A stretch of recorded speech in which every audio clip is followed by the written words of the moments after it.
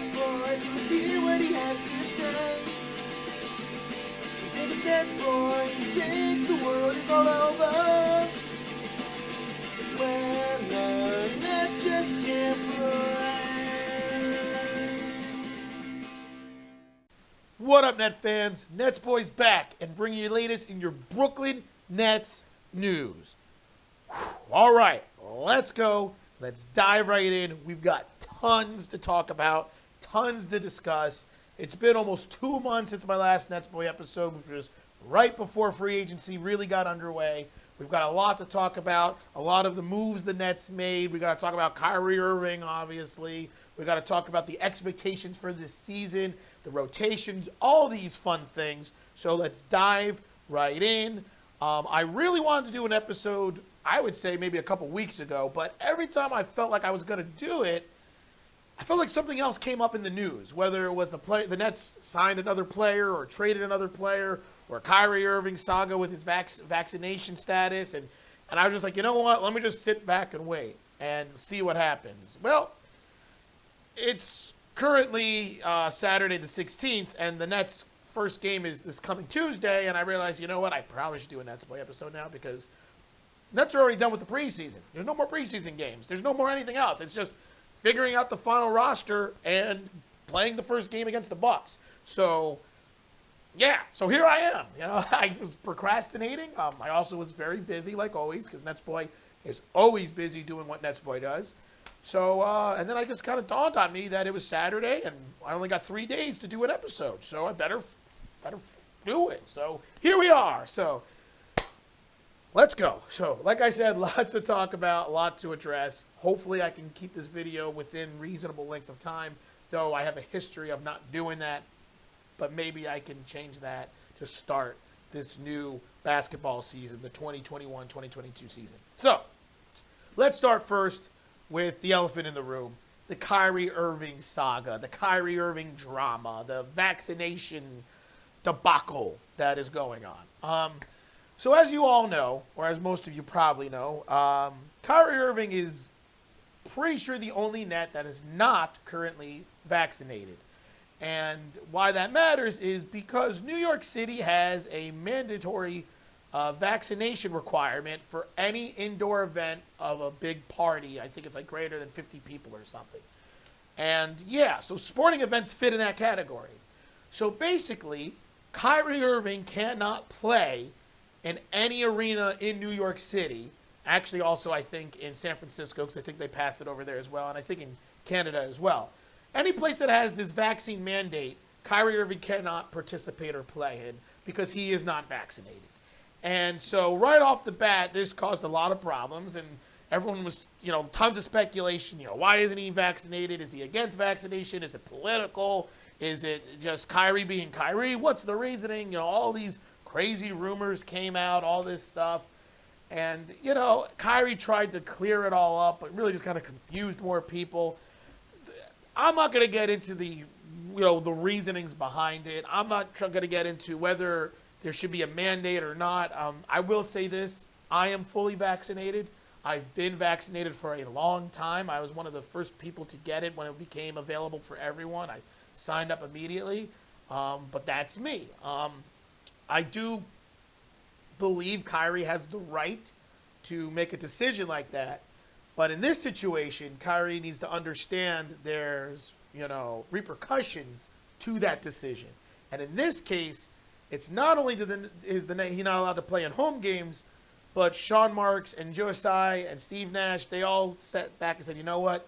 This isn't fair to the rest of the team. This isn't even fair to Kyrie. You're just not playing any games with us until either you're fully vaccinated or New York drops their vaccine mandate. So that's how it got left, and that makes the most sense. So the Nets, for the foreseeable future, will not be with Kyrie Irving, or Kyrie Irving will not be with the Nets. And, the reality is I'm not really stressing this. Not to seem arrogant or anything, but the Nets don't need Kyrie Irving to make the playoffs. They don't. the way this team is with James Harden and Kevin Durant and all the other players, the stacked players that they brought in, which we'll touch upon shortly, this team is going to make the playoffs. And even without Kyrie, not only should they make the playoffs, they should be a top 3 team in the East with the way this team is currently constructed. So maybe it's arrogant, cockiness, whatever you want to say. I just am not worried. I just want Kyrie to be back by the time of the playoffs.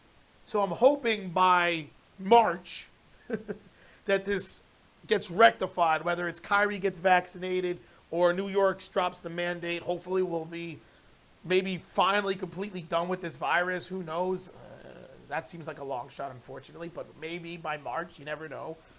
So as long as there's a solution and it gets rectified by March or by the playoffs in particular, I say March because I would like Kyrie to at least get back and have at least a month or two to play with his team to figure out how to play basketball again.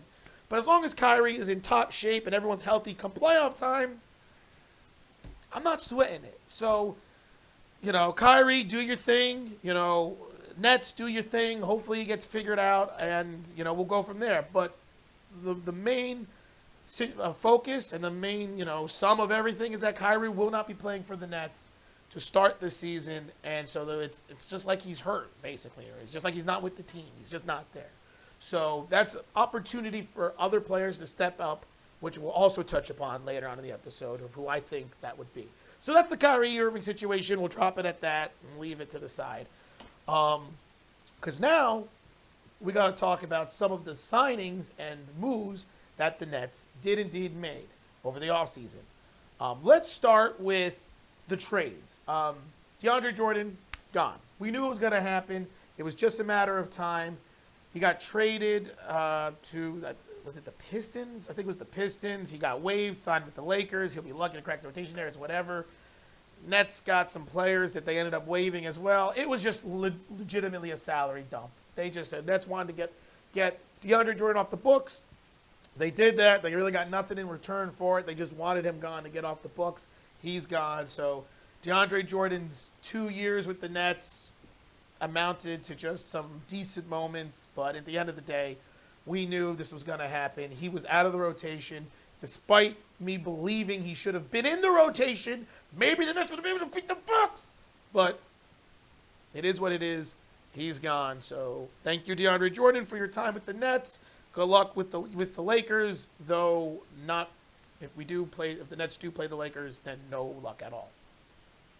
But anyway, so that was the first major trade. But then there was the Spencer Dinwiddie trade. Now, this was, my last episode, which was over almost 2 months ago, I talked about some of the rumors and this and that. And the Wizards was the team that I said had the most recent, rumblings. And sure enough, Dinwiddie did sign with the Wizards in a sign and trade. But where I was wrong was what the Nets got in return. I was thinking they might get a Thomas Bryant or something like that. That's not the case. The Nets ended up getting, I believe, 2 second-round draft picks. But more importantly than that, they got an $11.5 million trade exemption. And it was the value that they got in the Dinwiddie trade. That is huge. That exception is going to be a major factor come either the trade deadline or during signings of the waiver after the buyout market. Because that basically is what that is. It's an $11.5 million exception is basically meaning that the Nets have $11.5 million to either trade for a player or sign a player via free agency after a buyout. That basically means they could get almost anybody they want. If Kevin Love really gets bought out by the Clippers, which is the word, or attempted to get traded for, or something like that, the Nets could say, hey, Kevin, we'll give you $11.5 million aside with us. No team is going to be able to offer that at that situation in the buyout market. So that was a huge move by Sean Marks. It's something I didn't think of. And, look, I was hoping the Nets would get players back, but at the end of the day, the Nets got money. And 2 future second-round draft picks, hey, maybe they can strike gold with a good second-round draft pick in the future. So 2 draft picks, second-round picks, the $11.5 million exception, I'm all for it. And, you know, we talked about it. We knew Dinwiddie was going to get traded. We knew he was not going to come back to the Nets. Signed a 3-year, $60 million contract with the Wizards, $20 million a year. So I would like to take this time to thank Spencer Dinwiddie so much. He was a fan favorite. He's somebody that I began to really, really like.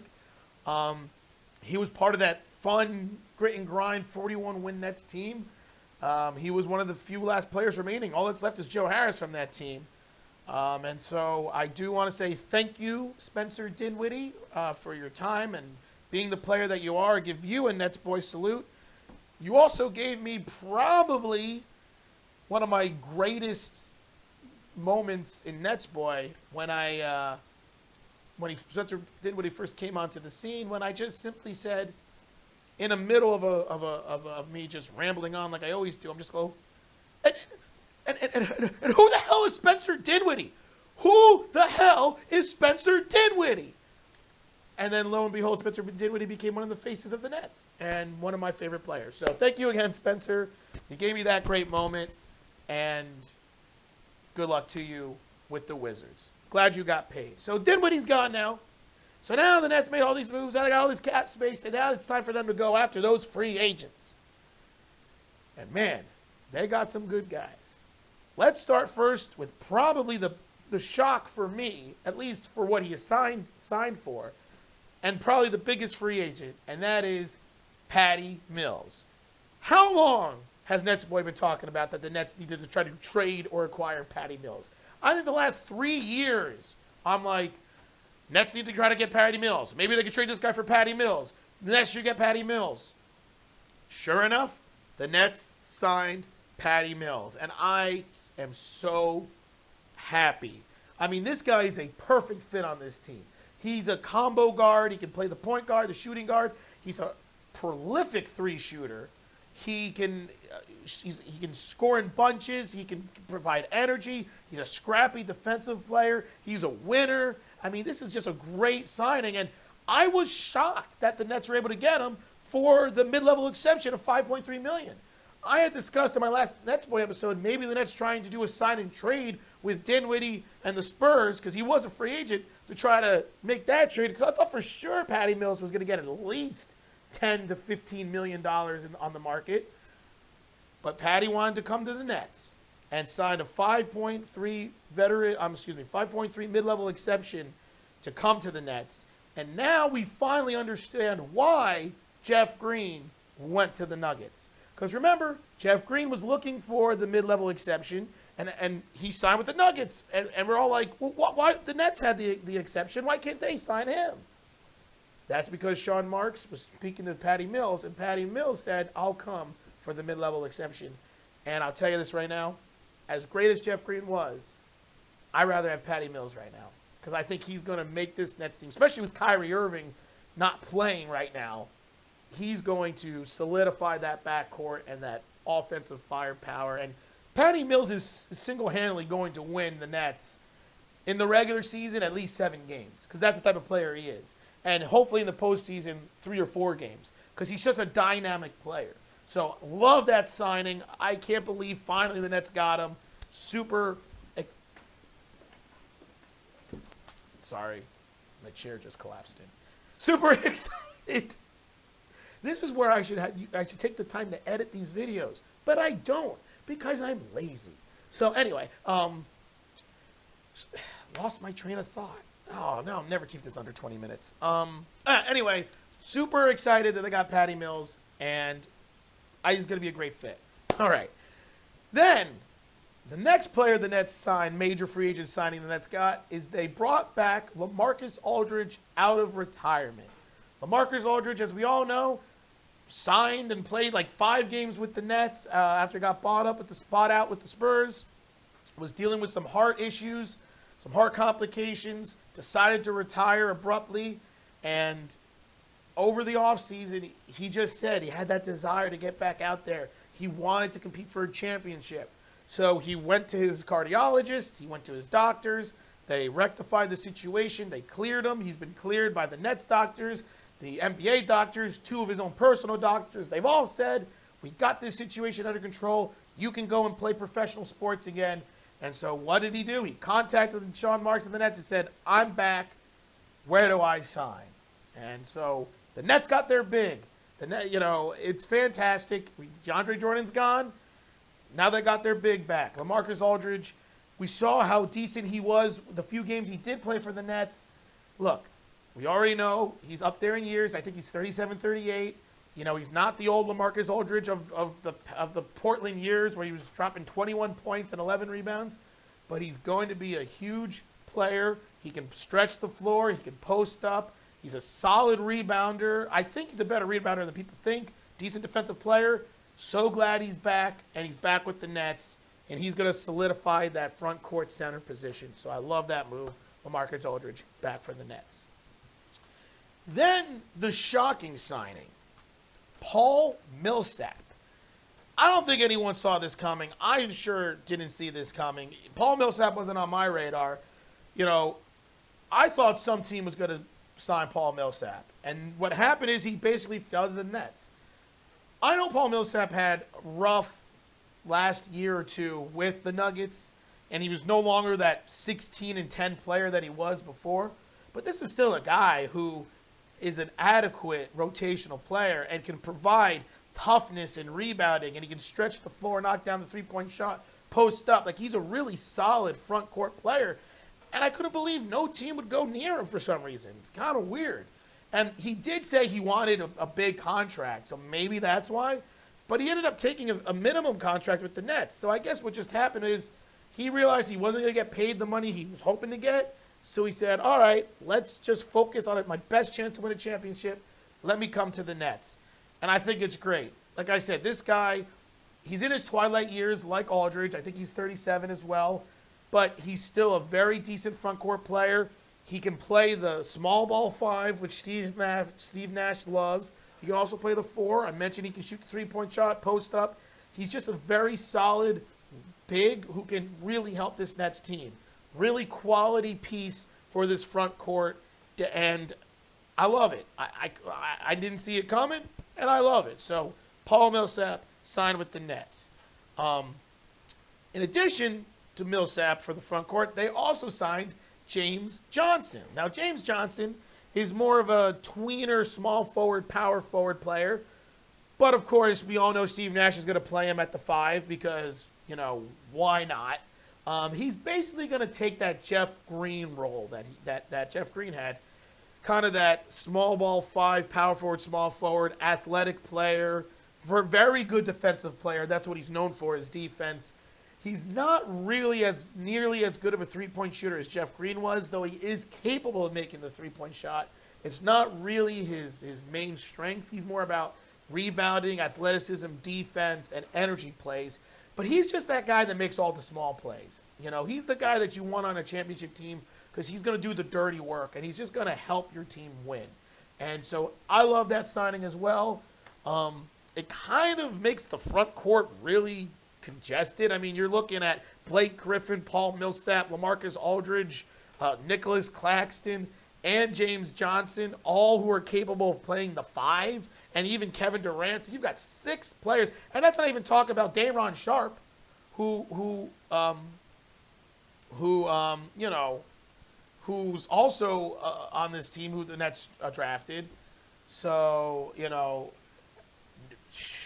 no one knows what's going to happen. They got 7 legitimate centers on this team, or players who can play the center spots. So they really got the front court figured out. But I like that signing. I like that signing, and I think that, I think it's going to help the Nets out a lot. And then comes the one player that I'm not happy the Nets got. There always has to be one. There's always got to be one player that the Nets sign or it's on the Nets team that I'm like, this guy has to be this guy. And that is DeAndre Bembry. Now, DeAndre Bembry is a very solid athletic wing. He can shoot the three-point shot. He's a fantastic defensive player, energy, athletic. Young guy, too. I think he's in his 3rd or 4th year in the league. He's not a bad player. But he fits in that Taurean Prince mold. A player who's all or nothing.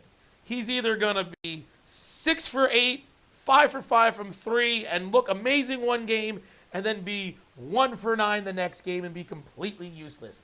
He's one of those players. And, you know, I read that the Nets got him. I'm like, why? Why? Can't we finally get more consistent players? Why does always got to be a guy that I'm like, why is this guy allowed to be on the court? Maybe I'll be wrong. Maybe he'll be more consistent. But, I mean, I watched him when he played for the Hawks, similar to when I watched Taurean Prince, because, as we all know, I followed Vince Carter's career. And when Vince Carter was on the Hawks, they were both there. And I watched as both Prince and Bembry stole Carter's minutes and were just inconsistent and crappy. And I just remember saying, Carter should be playing, not you two useless pieces of crap. And that's what's going to happen again, because I'm sure Bembry's going to play at some point, and I'm going to be like, this guy's stealing all the minutes that, you know, Cam Thomas should have, right? And how great has he looked, by the way?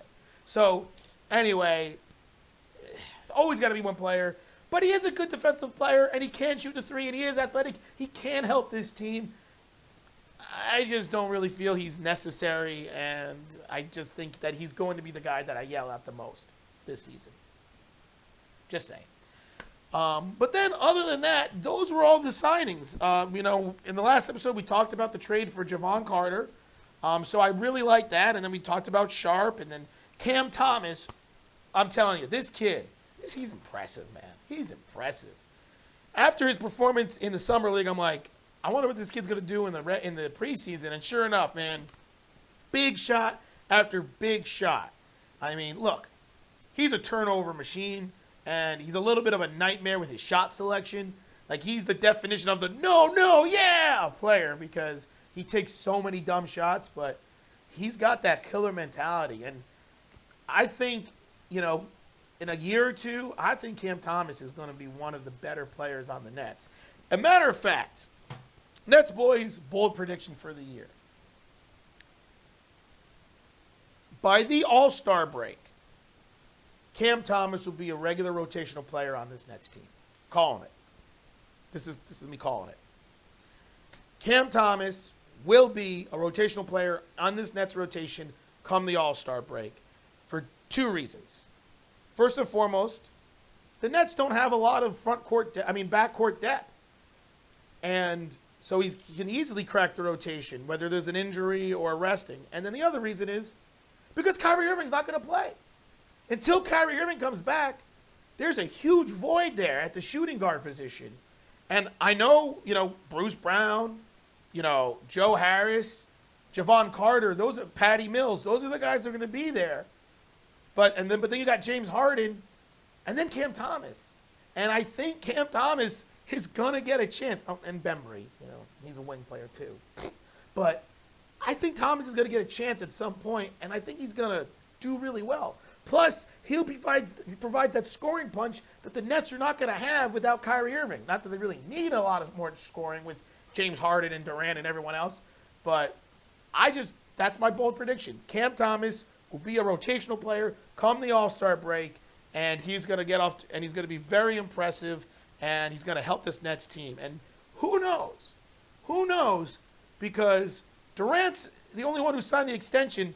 Harden hasn't signed his one yet, and apparently the Nets pulled Kyrie's off the because of all that drama. In 2 to 3 years, this could be the Durant-Thomas team. It could be Kevin Durant and Cam Thomas as the two stars of this Brooklyn Nets team. Who knows? Give it 2 or 3 years. Could be. So I love what I see from him.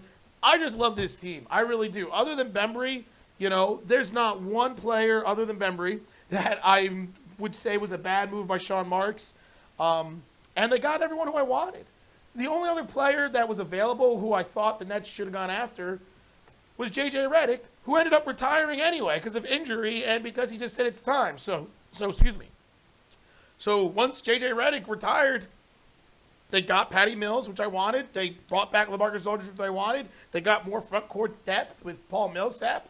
They got a good scorer in Cam Thomas. They got some depth and defense in Javon Carter. They got versatile pieces. I love it. I love it. Now, the real question is, what is his rotation going to look like, especially in that front court? But I guess that's what we're going to find out. So now, let's wrap up this episode by talking about the first 4 games for the Nets because we are over 25 minutes, so I failed miserably in trying to keep this around 20. What a surprise. NetsBoy doesn't shut up. So, here we go. So, the first game will be Tuesday, and that is against Tuesday the 19th against the Milwaukee Bucks. Rematch of the second round of the playoffs. That's going to be a tough game. Speaking of the Bucks real fast, y'all see my boy Sandro Mamukelashvili just play fantastic against the Nets in that preseason game. Dropped 20 points and 11 rebounds. Dunked on Joe Harris. Had a crazy reverse layup. Did an up and under on James Johnson, right? Made a fadeaway over Bruce Brown. You see him? You go, Mamu. I don't think Mamu's going to be in the rotation for the Bucks. He signed a 2-way contract. He might start in the G League, but he looked good. And, I just rooting for my boy there. So Sandro looked great there, and I still wish the Nets drafted him. But anyway, just wanted to point that out. All right, and anyone else just noticed that in that preseason game a couple weeks ago? Fantastic. Anyway, so that game's going to be a tough one. It's in Milwaukee. The crowd is going to be crazy. They're going to, release the banner that the Bucks won. I actually think the Nets are going to lose that game. I do. I think the Nets are still trying to figure out this rotation with all these players. Bucks are going to be hyped. I'm going to chalk that up to a loss. I think the Nets are going to lose. But then after that, they got the 76ers on Friday, a team like the Nets that have championship aspirations. But I kind of believe the Nets should be able to beat them. They're in a little bit of disarray right now with the Ben Simmons drama. I've never been a firm believer in the 76ers anyway. I think the Nets are going to be able to beat the 76ers. And then the Nets have their home opener against the Hornets. That should definitely be a win. And then they get to have a matchup against Spencer Dinwiddie and the Washington Wizards, and I believe the Nets should win that one as well. So I believe a 3-1 start for the Nets seems very plausible. So that's my prediction for the first few games, and there you have it. As for my overall prediction for the Nets, look, it's really simple. It is championship or bust this year. Last year was the mulligan with the injuries and everything. It is championship or bust. And personally, anything short than the NBA Finals this year will be a huge disappointment in my eyes. Nets make it to the Finals, and the team that they play is the Lakers, and they lose to the Lakers, I will be upset, but I won't be crushed or disappointed. But if they make it to the Finals and it's a team that's not the Lakers, or they don't make it to the Finals, it'll be a huge disaster and a huge disappointment in my eyes. But the reality is championship or bust. So, and as for a record, I kind of given up on predicting the Nets record. I think 52 wins minimum, to be honest. I understand they're going to be resting players, and Kyrie's not playing, but this team should still be a top 3 team in the East. At least 52 wins is my prediction, but we'll see what happens. So there you have it. Way too long of a video. Wrapping it up. Let me know what you guys think about everything. The Kyrie Irving drama, the players the Nets signed, the rotation. If you agree with me that Cam Thomas is going to be a major factor for this team, all that stuff. And keep your eyes open to the next NetsBoy episode, which will probably be sometime after that Wizards game. So we're looking about a week and a half to 2 weeks. Thank you so much for putting up with my rambling, what? I don't know at this point. Rambling, that's the word. Sorry, everyone. Hope you're still with me. And until next time, this is NetsBoy getting excited for the new NBA season and signing off.